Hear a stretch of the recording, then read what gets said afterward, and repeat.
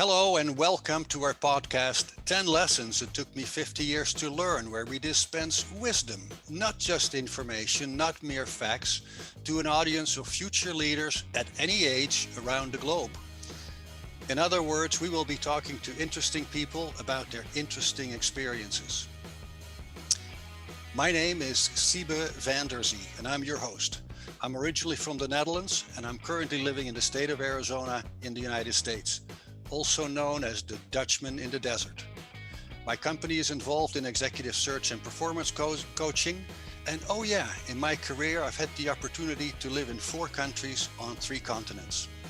This podcast is sponsored by PDF, the Professional Development Forum, and PDF helps up-and-coming professionals accelerate their performance in the modern workplace. I hope you will enjoy this program. Our guest today is Vikas Tiku. Welcome, Vikas. Hi, Siebe. I'm so glad you're with us on this podcast. You have an amazing background. Vikas Tiku is an accomplished CFO, Chief Financial Officer, with an impressive track record in the global food and beverage industry. He has worked for companies like Pillsbury, Hershey, Coca-Cola. He has an extensive business experience in North America, Latin America, Asia, Africa, and Australia.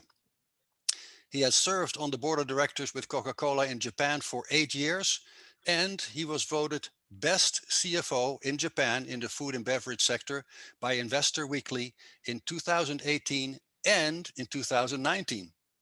Vikas currently serves as Group CFO, Head of Strategy and Operations for Ancora, a leader in software product development services for leading-edge global technology companies. Welcome, Vikas. We are very happy that you are joining us. Siebe, thank you. Terrific opportunity to share with you my perspectives and wisdom, such as it is, gathered over my 35-year professional career.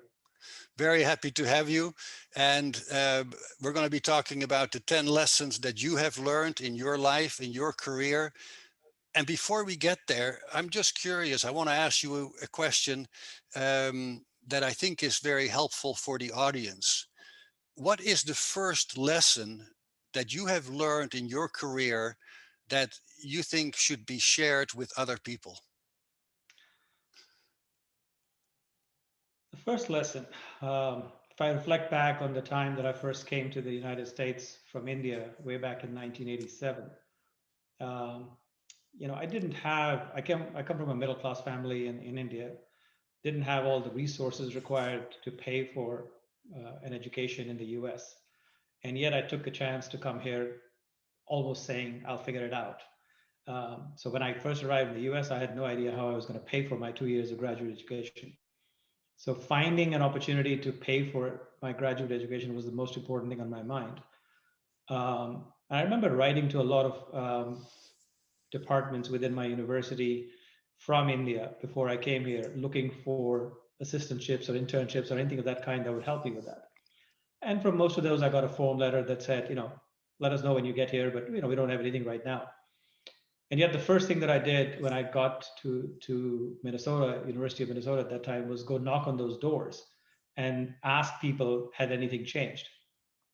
And I think the 15th or 16th door that I knocked, somebody said to me, you know what? Yes, something has changed, and you're the first person who's come ask me about it. So it's yours.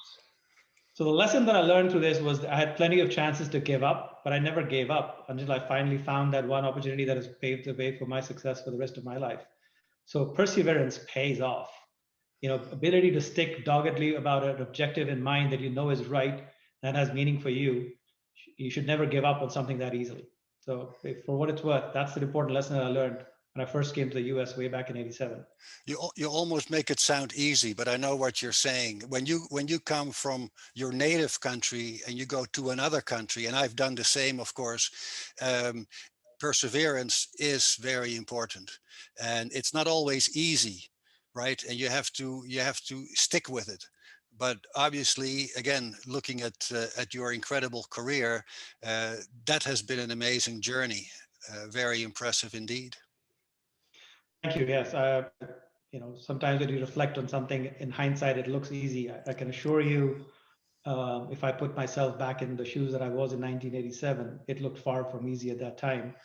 And there were days when you were wondering, did I even do the right thing? You would think about yourself, but then you would quickly lose perspective on that and move on and try to make whatever decision you had made successful. And so, yes, reflecting back on it now, it was an important time in my life and my career, and it set me in the right frame of mind for future success. Great segue to the first lesson that you gave us here. What brought you here isn't necessarily going to get you there, or going to get you there. Yes. Yes. I tried to put some interesting play on words in some of these lessons just to make them more interesting. But really, what I mean by that is, and again, this is based on my own personal experience, but I suspect a lot of people in the audience would probably identify with it. Um, you know, Everybody has multiple inflection points in their life and their careers, some more than others, depending on how active a life that you've led. In my personal case, I've always found that when I reached that inflection point and I reflected on what were my goals for the future, what did I want to do for the next stage, I realized that almost invariably, I realized that the skill set that had got me to that stage of my life, that stage of my career, whatever it was, while it was still important for me to carry that forward, it was no longer sufficient to allow me to get to my next level of performance or next level of achievement. And I don't mean just in monetary terms, and just any terms that I had established for myself. So the ability to reinvent yourself, or in part or in whole, at multiple times during your life, is quite important for sustained success, both mental and financial well-being over your career. Too many people get stuck doing the same thing over and over and over again, and eventually it becomes very boring. So the ability at appropriate times in your life to reach that inflection point, reassess and reset your goals, and then reset learning goals as well, so that you acquire some new dimension to your skill set, is quite important for long-term sustained growth in my mind.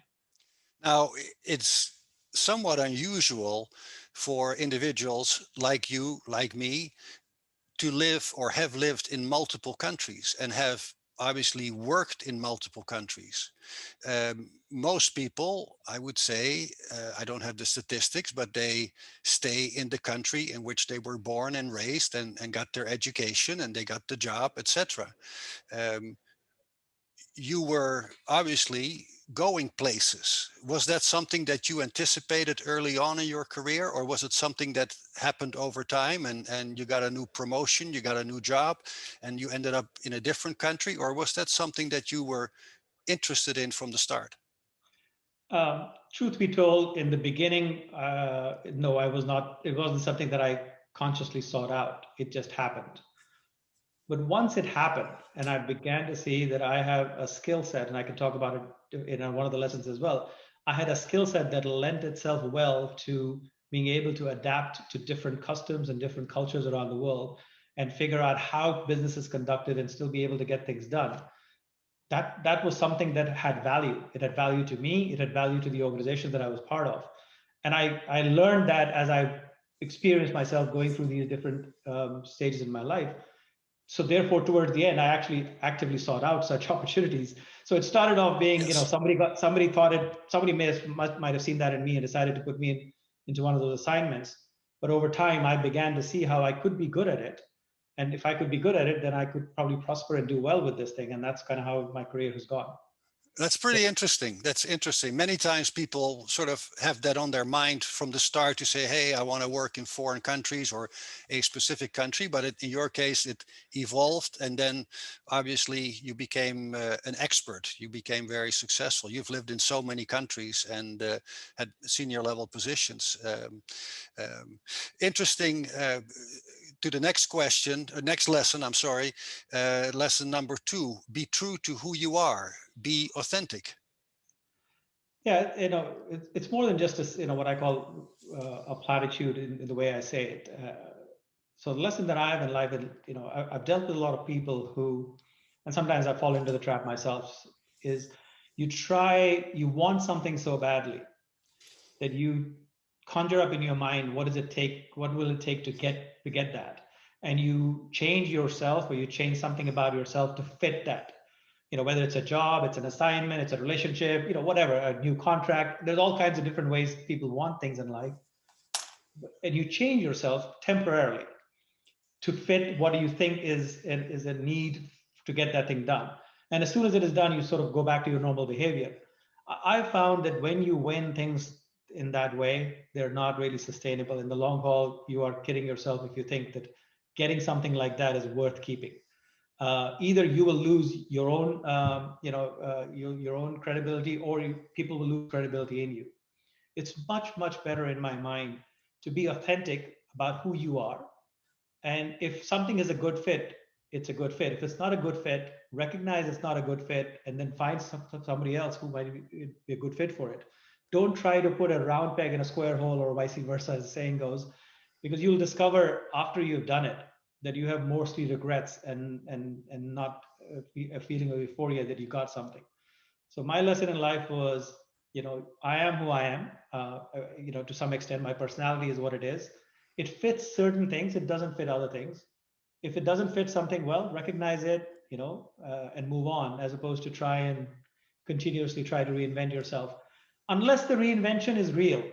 So that's why I said my first, you have to reinvent yourself. If it's real and you've reinvented yourself truly, then it's fine. If you're Yeah, doing it, if you're doing it on a temporary basis just to get something, don't bother. You're going to regret it. I like that. It has to make sense. Of course, in situations, sometimes people go through specific experiences that changes who they are. It could be a very positive situation. You become a movie star, and everywhere you go, people recognize you. Well, your behavior will have to adjust.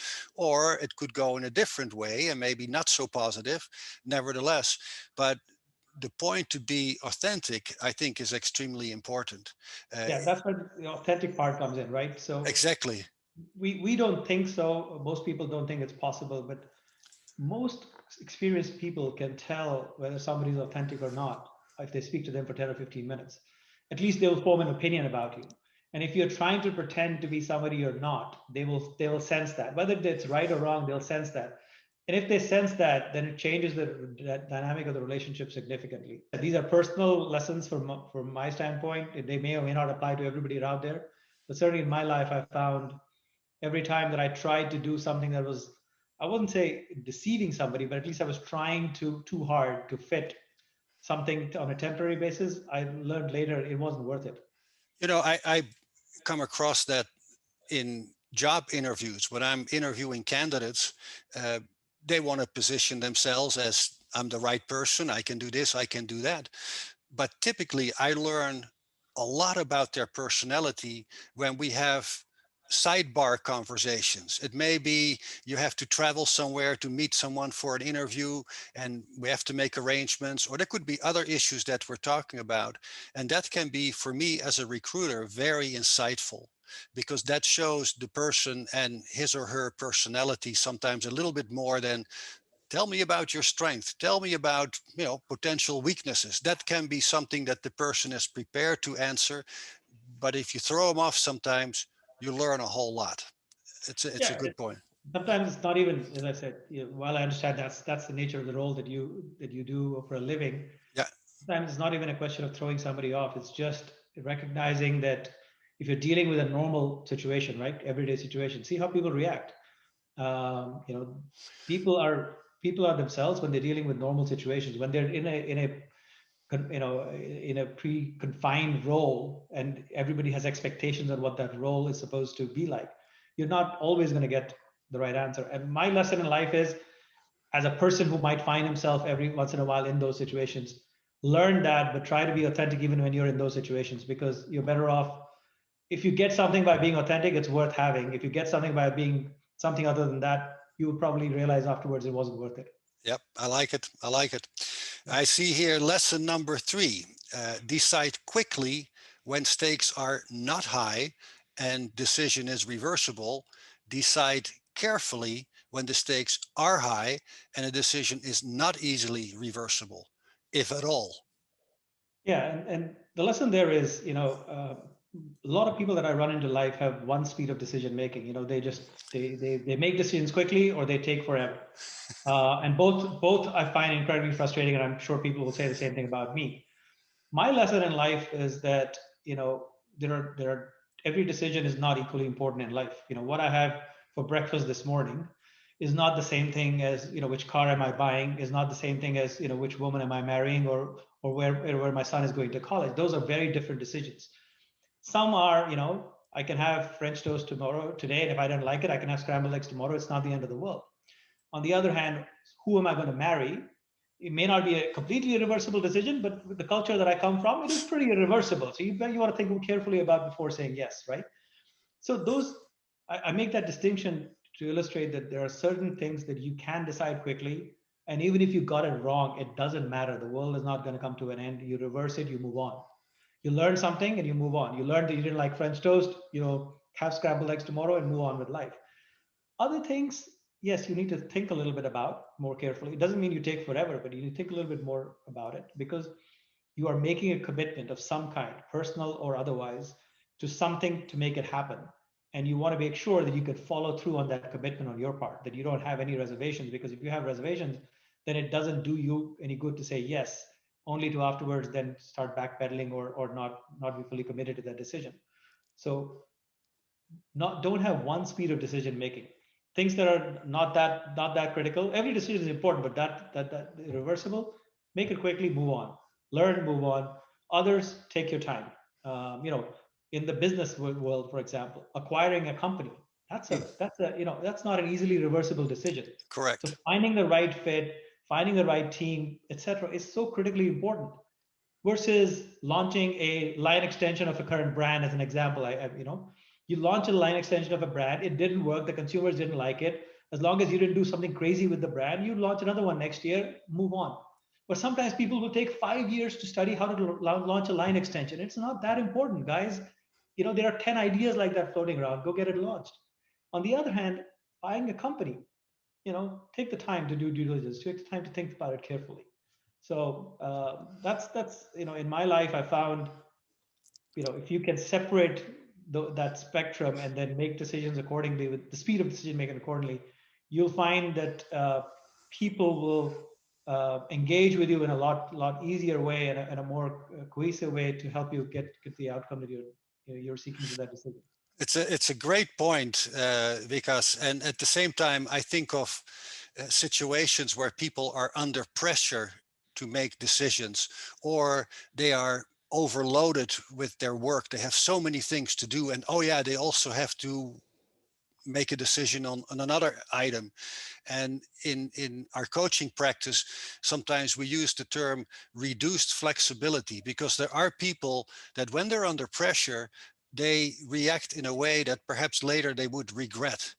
And so I truly think what you're saying contains a lot of wisdom again, because it's important for people to think that through.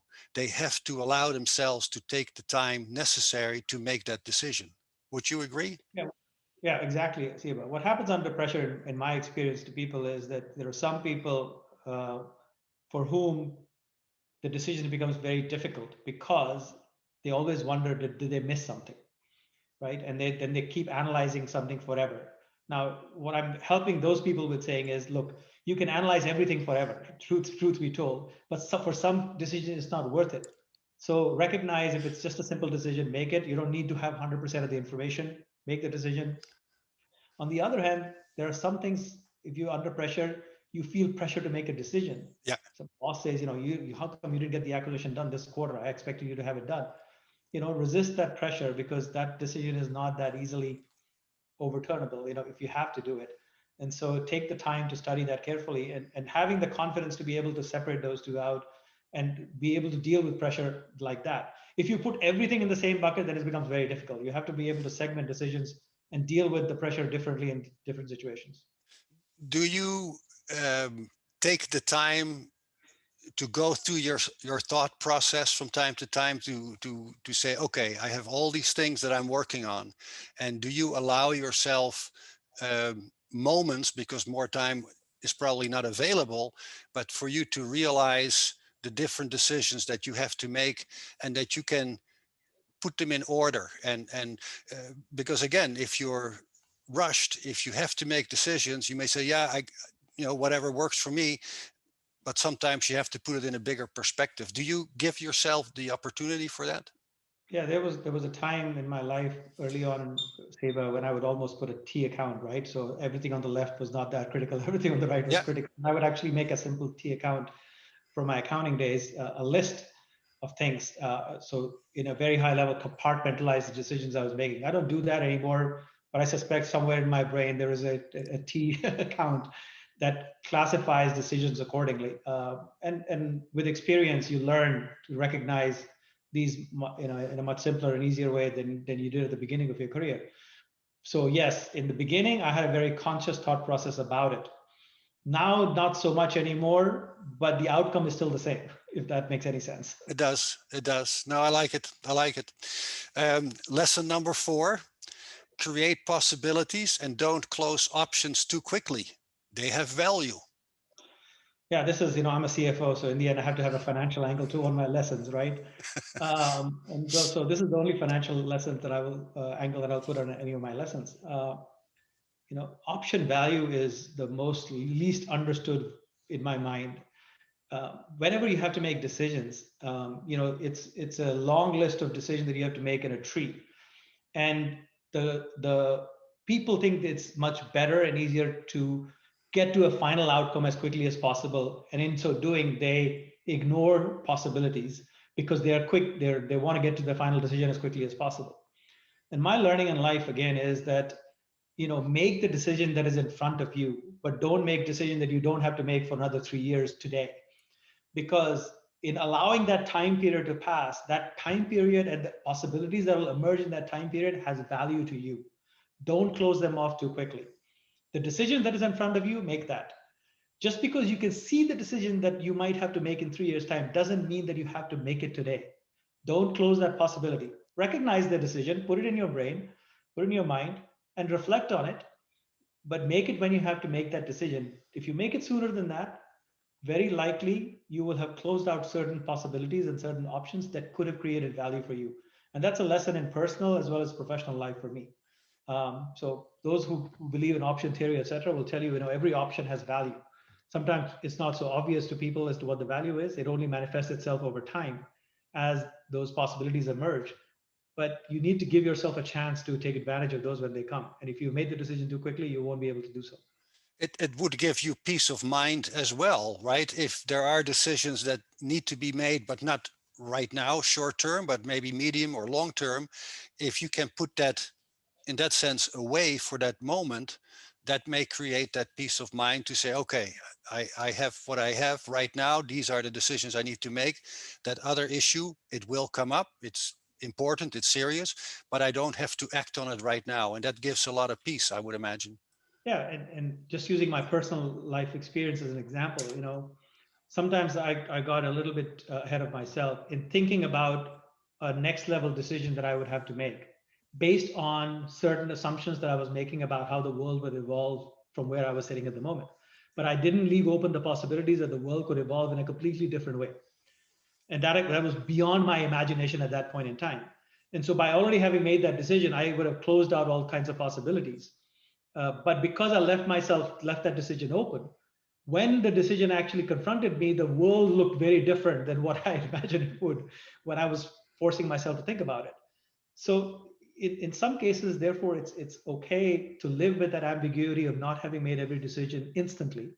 But the decision that is in front of you, make that. Anything beyond that, unless you have an absolute necessity for it, let it go for now. Let the world evolve, because there is only so many things you can control in your life. Let the world evolve. And when you have to make the decision, make it in the context of how that world has evolved. And you might find yourself choosing a different option than you would have done if you had made the decision way early in the process. Does this apply to the world we live in right now with the COVID issue, the healthcare problem worldwide? Certain things that we were used to, we cannot do right now. Uh, Here in the United States and perhaps other countries, we talk about the new normal. Is that part of what you look at and say, I cannot control it, and we have to keep distance, for example. Exactly. Well, a very simple but maybe very common example that a lot of people like me are facing in the world today. You know, when I joined my current company, we were looking at a decision about how to extend a lease in a very important office of ours for the next 5 years. Mm-hmm. 1,000 people working in that office every day, coming into work at their workstation, etc. And in normal situation, that would have been a no-brainer decision. We want to be in that space. We have clients we want to service. We will always have 1,000 people in that office. Therefore, if you're getting a good deal right now, sign the lease. I mean, it's not that complicated a Yes. decision. But here we are. When I suddenly saw how the world had evolved in the middle of last year, June, July, that occupancy in our office was zero. And yet my business had not faltered one bit. We were still servicing all those clients. We were still doing everything for them. Yet the office occupancy was down to zero. So now I went from in 3-4 months, I went from a no-brainer, 1,000 people working in the office every day to no impact on the business, 0% in the office, right? Now the truth is, when we come back to a normal, my sense is that will come down somewhere in the middle. It won't be like it used to be before. It won't be everybody working from home either, but it changes the possibilities altogether. Now I'm using that. This is perhaps not a great example, because in this case, things happen that are outside my control, but it's an illustration of how things can happen. Exactly. So if you don't have to make that decision right now, because we didn't have to agree to a lease for the next 5 years, the current lease ran for another 1 or 2 years. And so I could have easily said, no, I want to lock in the lease for the next 5 years right now at this good deal. Or I could have said, the current lease expires in 2 years' time, 6 months, 9 months before the lease expires. I will think about it that time, depending on how the situation is. I actually chose that decision because the deal that we had on the table was not that good. And it turned out to be a fantastic decision, because now we are rethinking about that office completely, right? Now, that's a real life example of how Yeah. something that I could not have possibly imagined happened. If you had asked me, in January, February of last year, that what we experienced through all of last year would happen, I would have kind of said to you, forget it. You don't know what you're talking about, right? Exactly. But we all lived through it. We all lived through it together, and we are still living through it. Well, and it's a good lesson for anticipating the future, which we don't know, right? We know what I always say, we know what the weather was like yesterday. We don't really know what to expect tomorrow. Yeah, and hence my thing, so give yourself, not 100% of the cases, but where options can have significant value, don't close them off too quickly. At least at a minimum, think about them consciously before you make decisions. Yeah, I like it. Lesson number 5, I see there's a lot of wisdom in there. Conflict by itself isn't good or bad. Only how you react to it makes it so. I had to give it some thought, but it's definitely very, very smart. But your thoughts on that, please. Yeah, there are two kinds of people that I've run into in life, and I've probably been one of those two people as well at different stages of my life. There are people who seek conflict because that's how they think they want to interact with people. And then there are what I would call conflict avoiders, people who will say anything to get out of a conflict. And my sense, based on my experience, Siebe, is that, conflict means, at its core, conflict basically means you have two competing ideas. You have one way of doing it, you have another way of doing it, or at least another way of doing it, maybe multiple ways of doing it. That in itself isn't bad. It just means that people have different perspectives on that same decision. There's nothing inherently good or bad about it. It's just that there are multiple choices from their perspective. Now, how you react to it, whether you ascribe values or judgments and other things to it, or you use whatever means you use to make a decision, that can be counterproductive in an organization. So how you deal with that conflict. So one of the burdens of leadership in my mind is to allow conflict to emerge within an organization, because that means you have people with ideas and energy that they care about that decision to bring to the table. Your job as a leader is to allow that, give it air, so that the consensus can emerge over time, or at least it becomes obvious to you which one is the right approach. And it's not 100% always that this person is right or that person is right. It's just which idea is right for the organization. Yes. But if you don't allow it to have the breathing space, you will have again closed out that option quickly, right? So conflict by itself, people say, well, I don't agree with him. That's fine. Not agreeing with something is not a bad thing. It just means that you have a different approach. Fantastic. I want to know why you don't. I don't care about you don't agree with him is a statement. I want to understand, why don't you agree with him? What is it about that decision that that person was going to say or do that you don't agree with? So get to that nugget, if you will. And if you get to that nugget, then suddenly the possibilities become much more obvious to you, right?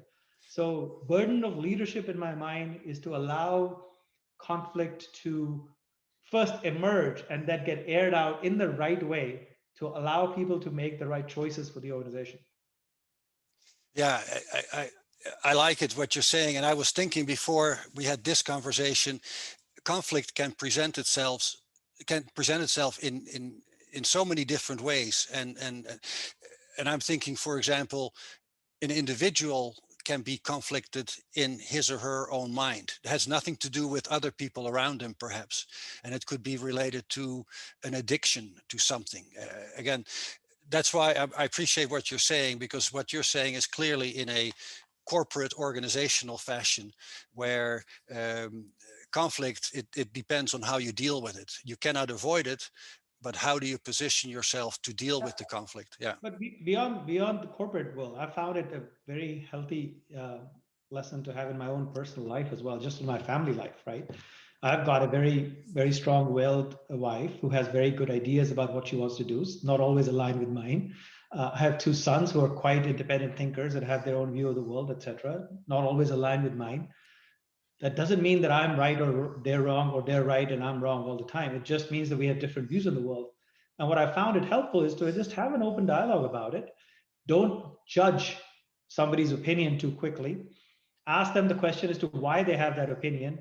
And suddenly, out of that whole discussion, invariably 9 times out of 10, we end up with the right answer for the family anyway. So it works for me both in personal settings as well as in a corporate organizational setting. Now, I had to think of a a thought that entered my mind that has to do with Dutch people, and I'm one of them, as you know. We talk about if you have two Dutch people in one room, you get at least three opinions.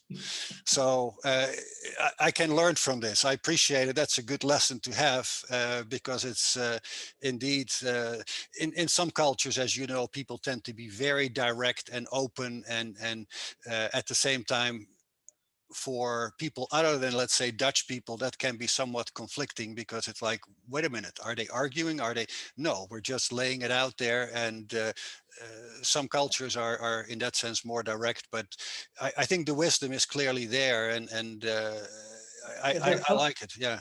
yeah, there are cultural norms that you also need to follow, right? So how you do it is very different in Japan Oh versus how yeah. you do it in Netherlands, as an example, Oh right? yeah. Oh You yeah. talked to me about how you would deal with that situation with two Dutch people. And I've worked 11 years in Japan, and I know how I would deal with it in Japan. I dealt with it for 10 years. It was very different. But the outcome that I was seeking is still the same. It's That's just it. the way you go about it is very different. How you elicit people's opinion, etc., is very different in Japan. But the outcome that I was seeking, which is get people to talk about why is it that they're saying what they're saying, not what is it they're saying. Too many people focus on the what. They don't focus on why. Why are they saying it? If you can get to that, there's always solutions possible. Well, I think your global expertise really helps in that, right? Because you have seen behaviors and cultural values that are different, like we just talking about Japan, for example. You have been able to experience that over many years in many countries, and that's I tell you, that's something that I wish many people would have that opportunity, but typically, of course, they don't. But it is very helpful, and it's good to share that wisdom. Um, Lesson number 6, boy, it's close to my heart, and I'm really ready to listen and learn. Listen more than you speak. Very important to me. Yeah, again, a lot of people feel that the way they contribute to something is by making sure that their ideas are influencing whatever group they're part of, and so they need to speak about those ideas to influence people. Which is there's a lot of truth to that. Undoubtedly, you can't convince or influence anybody if you don't have words to express your ideas. But I think it's equally important when you're in group settings, especially, that you recognize there is experience and wisdom in the group collective versus each person individually. So as you reflect on what people are saying, there are ideas that will come out in your own mind as to possibilities. If you're only interested in communicating what you have already thought about, then you are shutting yourself off from all the possibilities that could be happening because you're not taking advantage of the group around you. They have, if I come to the table with my 35 years of experience and I'm sitting across a table of five other people who have equal years of experience or thereabouts, I should be taking advantage of in that setting, Yeah. learning from them. I already know what I know. It's already in my head. So if that's all I'm going to communicate, then I'm not getting anything out of that conversation. I'm just telling people what I already know. For me to gain something out of that conversation and hopefully over time contribute to that discussion is to learn from what others' experiences have been all about. Where do I identify with them? Where do I don't do, I do not identify with them? Why I don't do so? So therefore, what are the learnings for me? To me, finding that balance between being able to communicate what's on your mind, but also being able to listen and relate it to what you already know, and therefore build those connections and be able to build on those ideas is just equally important. And you can't do that without listening.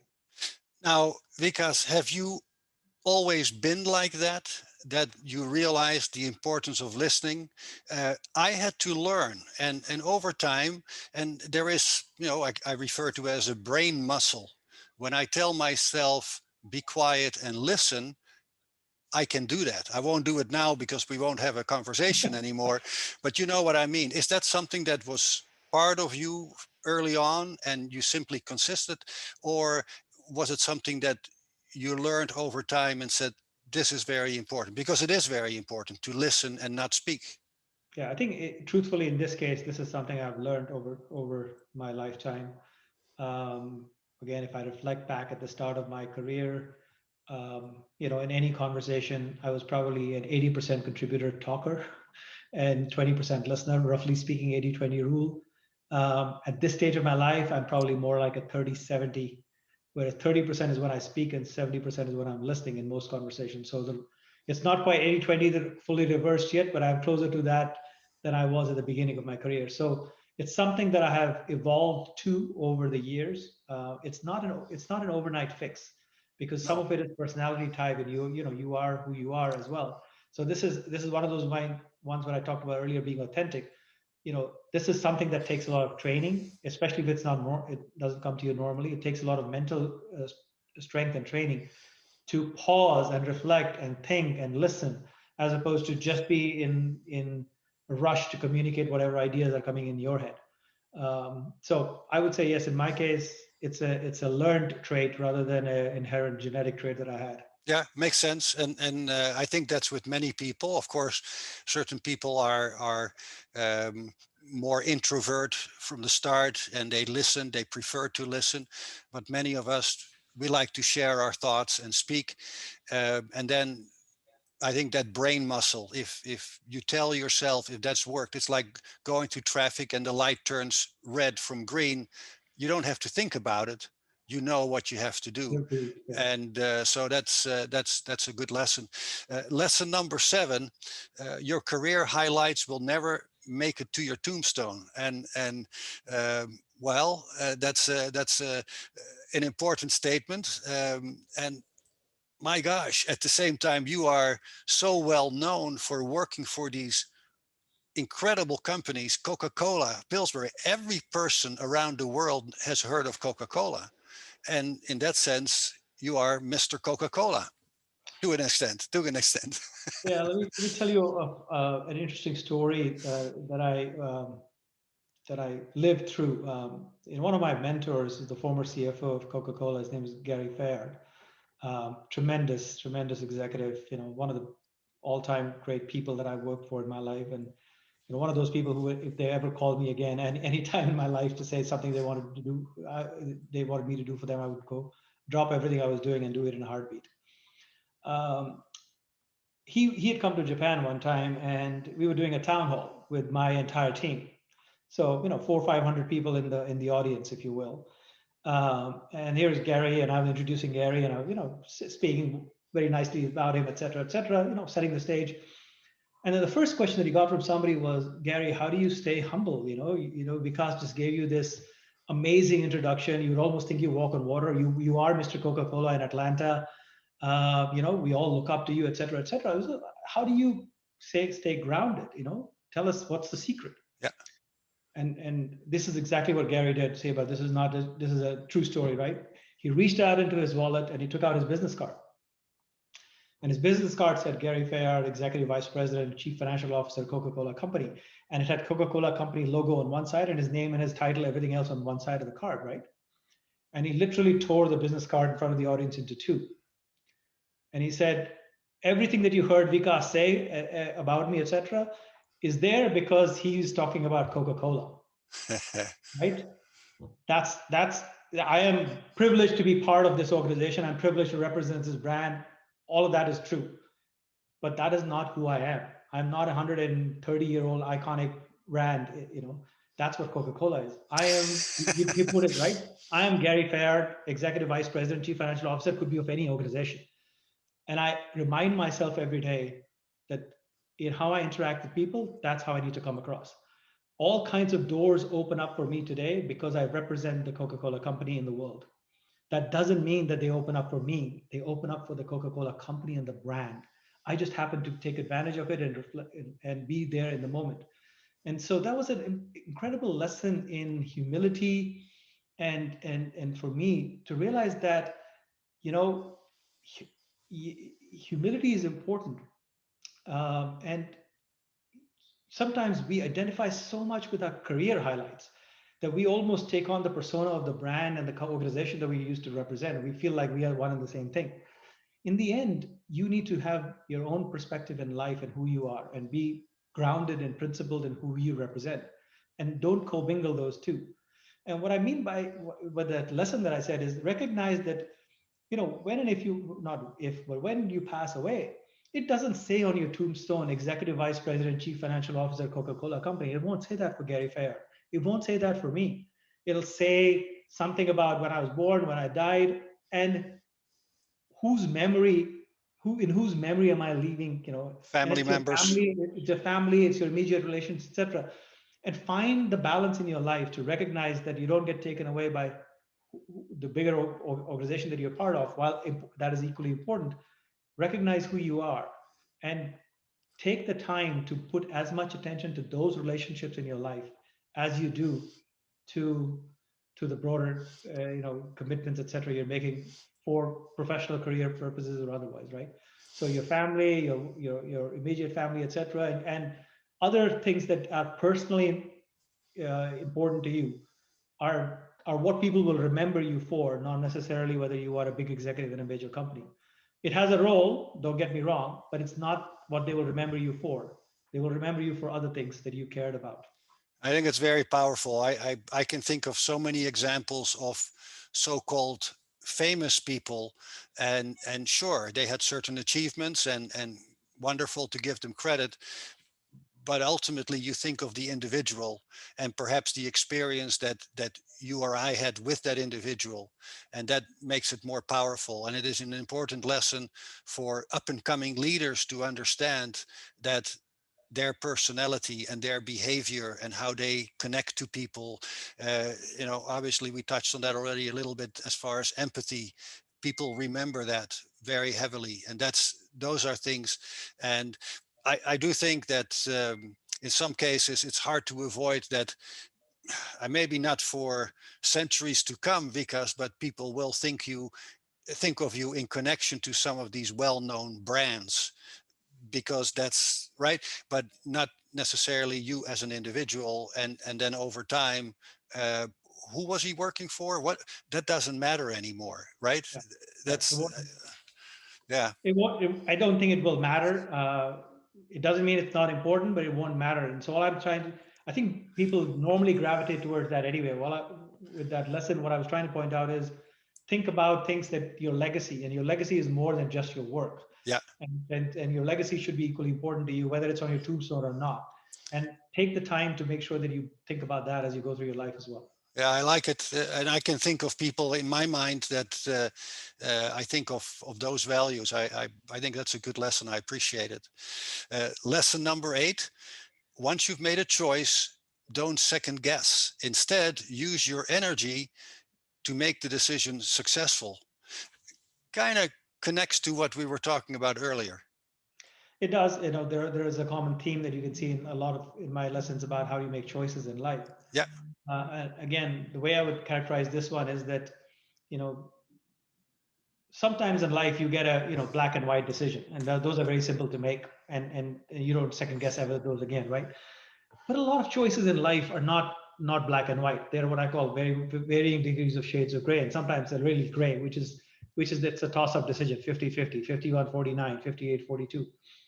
um, Recognize that when you're faced with a decision like that, there is no right answer there. mm-hmm.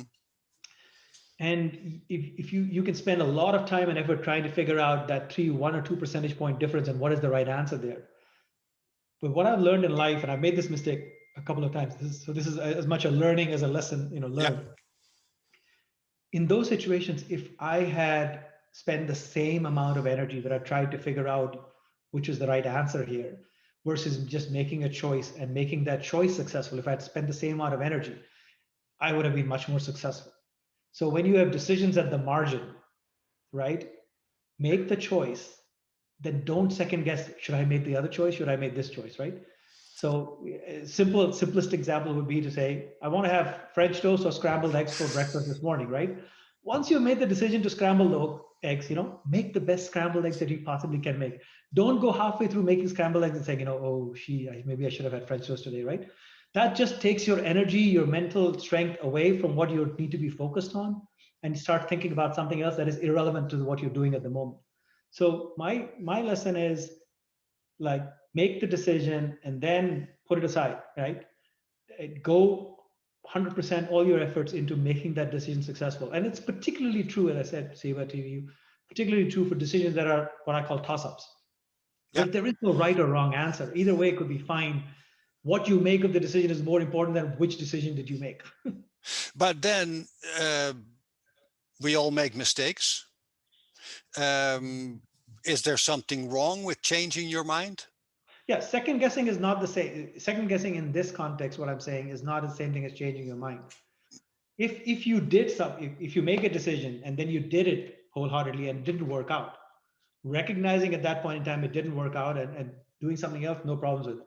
Yeah. What I'm trying to guard against is that moment before you've given it your full attention, you're already beginning to second guess your decision. Hey, maybe I should have thought about it differently. That to me drains you of emotional and energy Yeah. to make the choice that you made successful. So it's in that moment that I'm talking about, that if you can actually go and push that agenda as seriously as you possibly could to make it real, is more important than trying to figure out, did you make the right choice? Yeah, it's a good one. Lesson number 9: you can't do something without actually doing it. There must be a story behind it. My friends at Coca-Cola will probably kill me for this, but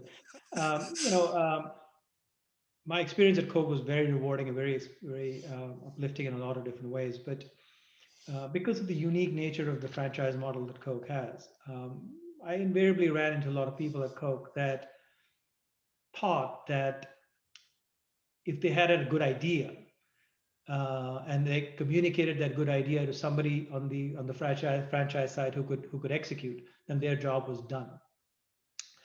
And they sort of checked that box and said, okay, mission accomplished, sort of thing. And I'm like, no. Just because you thought of an idea doesn't mean that the consumer in the end got the benefit of your idea, because there's so many steps that need to be taken between your idea to when the consumer got the benefit. And the only source of value in our business is whether the consumer got the value or not. Therefore, it is your job to make sure that you follow through that idea all the way till the value is created. And don't check the box too quickly in the process that my job is done, I've handed it over the wall to somebody else and they'll figure it out. Own your idea, stay with it, make sure that it gets done and gets done right. And don't check the box too quickly. So this is a guarding against sometimes people think that their job is done just because they thought of an idea, and thinking of something and actually doing it are two different things. Oh yeah. Execution is key. People talk about strategy versus execution, and I've always maintained, strategy without execution is just a nice PowerPoint slide that looks pleasing, to the eyes, but doesn't do anything. So the fact that you have an idea doesn't mean anything if you can't execute and if you don't have the ability to get it done. So therefore, focus as much of your effort on how are you going to get it done, as opposed to thinking about new ideas. It's very consistent. Your lessons, I must say, it's very consistent and definitely helpful. Yeah, so consistency is one way. Maybe there's a common, as I said, there's a common theme to some of them. It's a lot about choices that you make in life, and when you're confronted with choices, what frameworks do you use to make choices in life? So a lot of my lessons in life have that common theme. Yeah, but I think it's extremely helpful as a guide for people, including myself, to say you gotta be consistent, you gotta stick with that, and you can't do something without actually doing it. Yes, you gotta demonstrate, you gotta execute, etc., etc. Lesson number 10: be humble. Nobody knows everything. How do you do that? Uh, it's easy because when you reflect, you look at all the wisdom that is out there in the world, and people with different experiences and different ideas, etc. Any one person to think that they have a monopoly on all of that and they think that they are the only ones with the right ideas is, too full of themselves, is what I call it. Yes, we're all shaped by our experiences. We all believe what we believe, and we believe we are right. So this is not about not having confidence. You should always have confidence in what you believe in, but be humble enough to realize that there are things that you don't know. And when you're confronted by that, instead of trying to figure out a way to convince somebody that you do know something about it as a way of showing confidence, it's better to be humble enough to say, you know what, I really don't know much about that topic. Tell me more. Mm-hmm. That's what I meant by, by listening to ideas, by, asking questions, etc. It's much more important to do that than to pretend like you know the answer to something and, you know, do what I call a square peg in a round hole type of situation and feel like you've done it, right? So humility is important, and I think people will respect you more in life. I've found if you are humble enough to admit what you don't know, but ask questions to engage so that there is a way for you to get to know more about it. So just saying I don't know more about it and then shutting off is also not a good idea, right? Saying, okay, I don't know more about it, but tell me Yeah. more. Tell me why you think that way. And in drawing out that conversation, there is a way to build on something that you already know that can also be meaningful to the other person, right? So humility and confidence are, to me, two sides of the same coin, and they need to be carefully balanced as you come across relationships in life. I have a follow-up on that one. Are there any lessons or a particular lesson in life or in your career that you have unlearned, that you decided, I'm going to change this. I've been doing it this way. I got to change it. Anything that comes to mind on that? Again, not sure how this will fit perfectly, but Siebe, when I started my professional career, I was a financial analyst, right? Mm-hmm. And more often than not, what you learn as a financial analyst is that most things in life have a correct answer. I'm an engineer also, so in engineering, you learn there's a correct answer. So you learn how to find that correct answer. You spend all kinds of analytical prowess to try and figure out in any given situation what is the right answer. And I spent a lot of time and effort and skills at the beginning of my career looking for that right answer. As I went through my career, and so that was ingrained into me as an engineer by training, as a financial guy. You know, if I didn't feel like I had the right answer, I felt like, okay, I'm not contributing enough to any conversation or the meeting to the meetings. Over over my life, I've learned that as I progressed, that as decisions became more and more complicated, that very few situations in life have clear answers. Not every problem can be solved. I've learned in life. Some problems are just paradoxes to be managed. There are competing thoughts in your mind. They're both equally right and they're both equally wrong. And you can't pick one or the other. And you've got half the people who believe in one thing and half the people who believe in the other thing. Your job is to continue to advance the discussion without having to make a choice where you alienate half the people? How do you do that?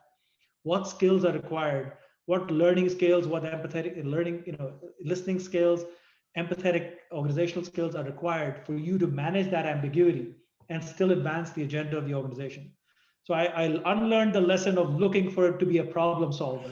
And I learned the lesson to how to be what I call a paradox manager in life as opposed to a problem solver. Very interesting the way you put that, and truly very smart. Some problems, can be solved, but not all. But you can manage problems. That's what you mentioned. I think that's extremely interesting to consider. Truly a wisdom, and very fitting for our interview, our podcast, when we talk about wisdom, because that's important. Not every problem, you just said, can be solved, but they can be managed. And I think that's very helpful to learn for everyone. Yeah, and when I interview people for different roles at senior levels right now, this is an important metric and a barometer that I use. I ask them about which problems they solved that they're most proud of, and I ask them which problem were they unable to solve. Do you have any problems that they have managed in their career that they were unable to solve?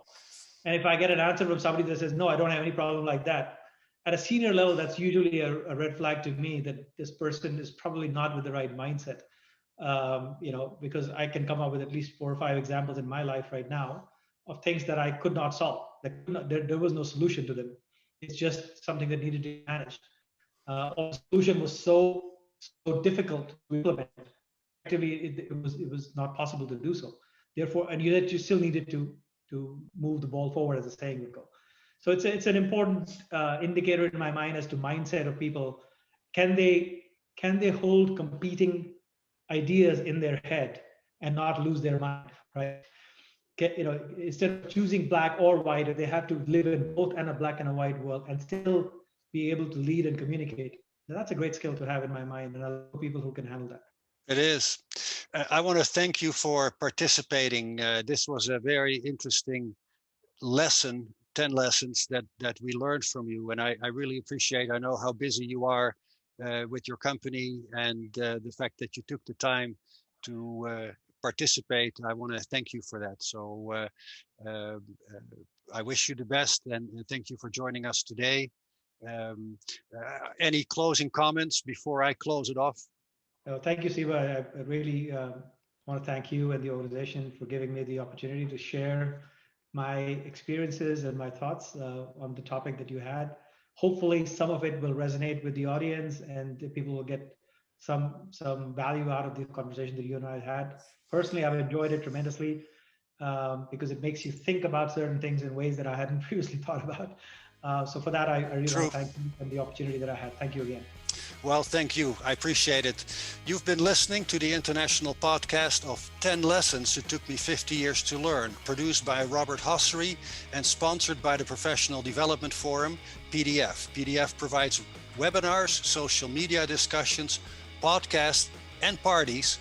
For more information, please visit professionaldevelopmentforum.org. Thank you, and stay safe.